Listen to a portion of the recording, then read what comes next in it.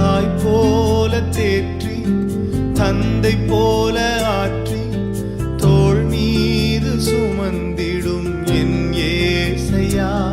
ஒரு தாய் போல பாசம், தந்தை போல நேசம், ஒரு தோழன் போல புரிந்து கொண்ட என் ஏசையா.